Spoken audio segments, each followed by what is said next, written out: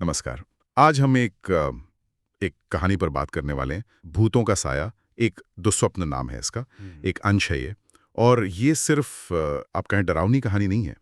ये हमें डर, सपनों की जो उलझी भी सी दुनिया है और कभी-कभी कैसे हकीकत और वहम वो धुंधला सा पड़ जाता है, उसके बारे में सोचने पर मजबूर करती है। हाँ, तो हमारा मकसद है कि इस कहानी को थोड़ा खोलें, समझें कि भई लेखक ने डर कैसे बनाया है, किरदारों के अनुभव क्या हैं। और शुरुआती बड़ी दिलचस्प है, एक विचार कि सपने में अगर कोई प्रेत दिखे, तो वो शायद सच में आसपास हो और सपने में लगी चोट, उसका दर्द असलियत में भी हो सकता है। चलिए इसी की पड़ताल करते हैं। तो कहानी का पर्दा उठता है सिड के साथ। एक किरदार है, वो एक वीडियो चैनल देख रहा है, भूतों प्रेतों वाला, और चैनल का होस्ट कह रहा है कि सपने में जो प्रेत दिखता है वो असल में करीब हो सकता है और उसकी दी हुई चोट जागने पर भी दर्द दे सकती है। तभी कमरे में अदिति आती है, दूसरी किरदार, और वो ये सब देखती है और फौरन कहती है, अरे ये क्या बकवास लगा रखा है। उसका मानना है कि ये चैनल सिर्फ सनसनी फैलाते हैं, लोगों के दिमाग में मतलब फालतू का भ्रम।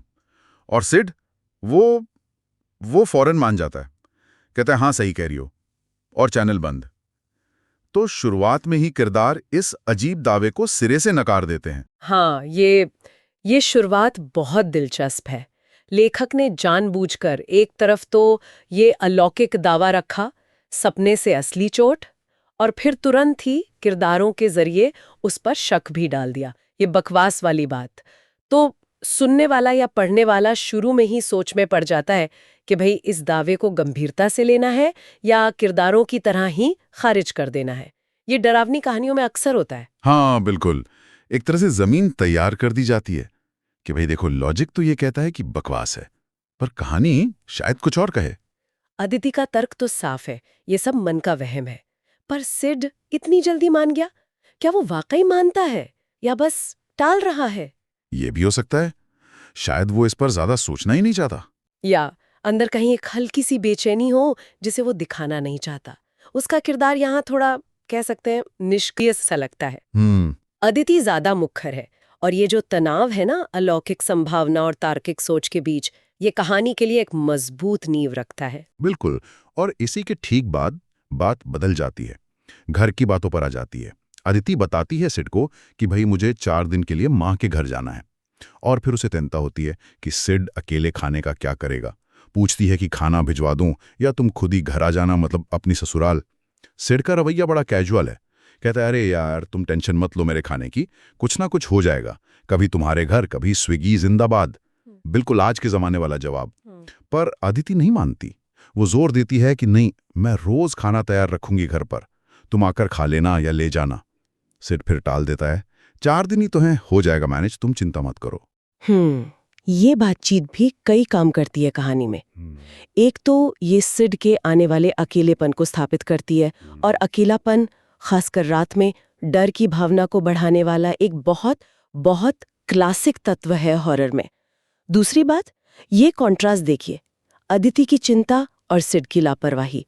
अदिति का बार बार कहना शायद अनजाने में ही किसी आने वाले खतरे की तरफ इशारा है जिसे सिड देख नहीं रहा। हाँ, उसका वो स्विगी जिंदाबाद और मैनेज हो जाएगा, क्या ये सिर्फ बेफिक्री है या वो किसी चीज से, किसी जिम्मेदारी से, या शायद किसी अनदेखे डर से भाग रहा है? ये एक अच्छा सवाल है।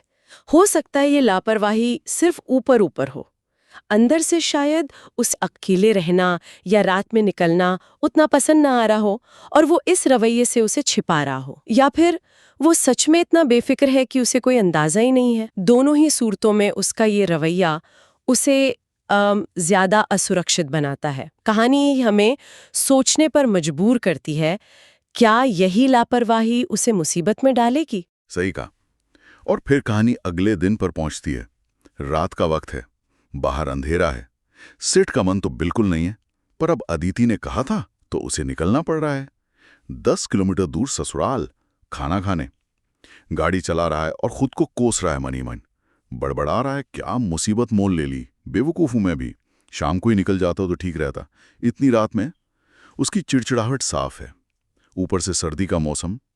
मेन रोड पर जाम था तो उसने वो शहर के बार वाला सुनसान बाईपास ले लिया। और अब इस अंधेरे सुनसान रास्ते पर उसे और ज्यादा चिढ़ मची रही है और एक अजीब सी घबराहट भी हो रही है। बिल्कुल।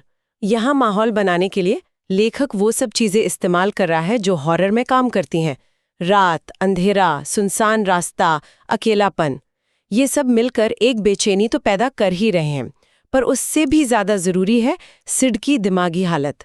उसकी वो चिड़चिड़ाहट, खुद को कोसना, बेवकूफ़ी वाली फीलिंग, ये सब उसे अंदर से कमजोर बना रहे हैं। मतलब उसका गुस्सा और फ्रस्ट्रेशन उसे बाहर के माहौल के प्रति ज्यादा संवेदनशील बना रहा है, या शायद लापरवाह। दोनों हो सकते हैं। जब हम चिड़े हुए होते हैं तो हमारा ध्यान ठीक से काम नहीं करता। हम या तो छोटी चीजों पर ज्यादा रिएक्ट करते हैं या असली खतरे को अनदेखा कर देते हैं। सिड की ये जो अंदरूनी उथल-पुथल है, वो उसे बाहरी डर के लिए और ज्यादा खोल देती है। वो सिर्फ अंधेरे से नहीं लड़ रहा, वो अपनी झुंझलाहट से भी लड़ रहा है।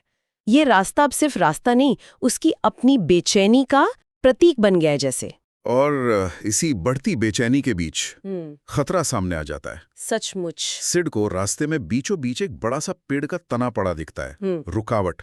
इससे उसकी चिड़चिड़ाहट और बढ़ जाती है। गुस्से में कार रोकता है, सोचता है चलो मैं ही हटा देता हूं इसको। नीचे उतरता है, तना उठाता है, पर वो भारी है उम्मीद से ज्यादा। वो पूरी ताकत लगाकर जैसे ही उसे उठाने की कोशिश करता है, अचानक उसके सामने एक साया सा उभरता है, काले कपड़ों में, अंधेरे में जैसे घुल मिल गया हो। कहानी उसे हैवान कहती है, आदमी नहीं। ये शब्द ही उसे कुछ गैर इंसानी या खतरनाक बना देता है। उसका डील डॉल देखकर सिड बुरी तरह घबरा जाता है, पीछे हटता है। वो हैवान कुछ बोलता नहीं, सीधा सिड की तरफ बढ़ता है पकड़ने के लिए। सिड एकदम सन रह जाता है, कार तक वापस भागने का भी मौका नहीं मिलता। वो घबराकर उल्टी दिशा में भागता है अंधेरे में, और अब पीछा शुरू होता है। वो हैवान पीछे, सिड आगे। रास्ता भी खराब है, ऊबड़ खाबड़। सिड तेजी से भाग नहीं पा रहा, और ये पीछा ज्यादा देर नहीं चलता। कुछ ही देर में वो हैवान सिड को पीछे से पकड़ लेता है, दबोच लेता है। उसकी मजबूत बाहें सिड की छाती पर कस जाती हैं। कहानी इस पकड़ की ताकत उस दर्द पर बहुत जोर देती है। सिड छटपटाता है पर छूट नहीं पाता। उसे भयानक दर्द होता है और उसका दम घुटने लगता है। ये सीन डर पैदा करने वाले कई सारे जाने पहचाने तरीकों को एक साथ ले आता है। पहला तो वो अचानक सामने आना, जिसे फिल्मों में जंप स्केयर कहते हैं ना, एकदम से चौंका देना। दूसरा वो खतरा, वो अस्पष्ट है पर भयानक है। हमें बस हैवान, काले कपड़े, डील डॉल पता है, चेहरा नहीं, कुछ नहीं, तो हमारी कल्पना उसे और डरावना बनाती है। तीसरा वो पीछा, चेस सीन, लाचारी का, भाग ना पाने का डर। और ये सिर्फ दिमागी डर नहीं है, कहानी हमें वो शारीरिक तकलीफ महसूस कराने की कोशिश कर रही है। तने का वजन, फिर छाती पर वो भयानक दबाव, दर्द, और आखिर में दम घुटना। बिल्कुल, ये शारीरिक संवेदनाओं पर जोर देना बहुत जरूरी है यहाँ। ये अनुभव को सिर्फ एक डर से उठाकर एक बहुत ही वास्तविक जिस्मानी खौफ बना देता है। और यहीं वो सवाल सबसे मजबूती से वापस आता है जो कहानी की शुरुआत में था। क्या ये सच में हो रहा है? क्या वो तना असली था, वो हैवान, या ये सिड का बुरा सपना है जो अब शुरू हो चुका है? वो दर्द, वो घुटन, क्या ये असली है? कहानीकार हमें इसी शक के पीक पर ले आता है। और ठीक इसी पीक पर, जब दम घुट रहा है, दर्द बर्दाश्त से बाहर है, उसकी आंख खुल जाती है। वो भयानक अनुभव, वो पकड़, सब एक पल में गायब, सपना खत्म। जागता है तो बिस्तर पर है, कमरे में अंधेरा, बाहर सर्दी का मौसम है पर वो पसीने में भीगा हुआ है। सपने का खौफ इतना असली था कि शरीर पर असर दिख रहा है। लेकिन कहानी यहां खत्म नहीं होती। अब आता है वो हिस्सा जो सबसे ज्यादा परेशान करता है। सिड महसूस करता है कि उसकी छाती पर, ठीक उसी जगह जहां सपने में वो बाहें कसी हुई थीं, अब भी जागने के बाद भी एक असहनीय दर्द हो रहा है। और ये सीधे जुड़ गया कहानी के उस शुरुआती दावे से। याद है वो वीडियो चैनल वाला कि सपने की चोट असलियत में महसूस हो सकती है? जिस बात को सिड और अदिति ने बकवास कहा था, अब सिड का अपना तजुर्बा उसी बकवास को सच बनाता हुआ लग रहा है।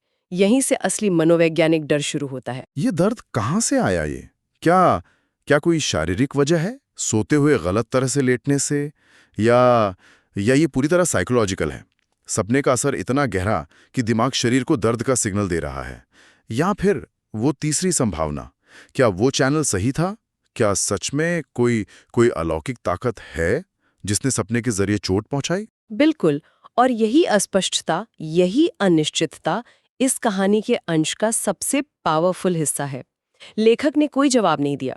जानबूझकर उसने सिड को और हमें भी इसी उलझन और डर के साथ छोड़ दिया है। क्या वो हैवान सिर्फ सपना था या वो अभी भी कहीं है आसपास अनदेखा? ये दर्द सिर्फ एक रिएक्शन है या किसी हमले का सबूत? ये सवाल गूंजते रहते हैं। कहानी खत्म पर डर बाकी।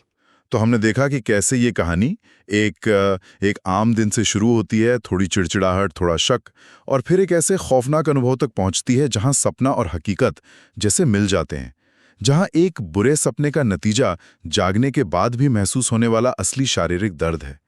ये सिर्फ एक कहानी है या हमारे अपने डरों का कोई अक्स? मुझे लगता है ये कहानी हमारे एक बहुत ही बुनियादी आदिम डर को छूती है।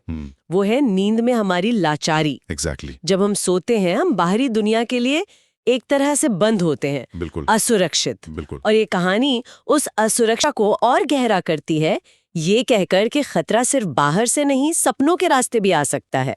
ये हमें उस डरावनी संभावना से मिलवाती है कि शायद हमारे बुरे सपने सिर्फ हमारे दिमाग की उपज ना हो। ये सोचने वाली बात है। हम अक्सर अपने लॉजिक पर, अपनी समझ पर बहुत भरोसा करते हैं। जिन चीजों को हम समझ नहीं पाते उन्हें फौरन बकवास, अंधविश्वास, मन का वहम, ऐसा कुछ कहकर किनारे कर देते हैं। बिल्कुल।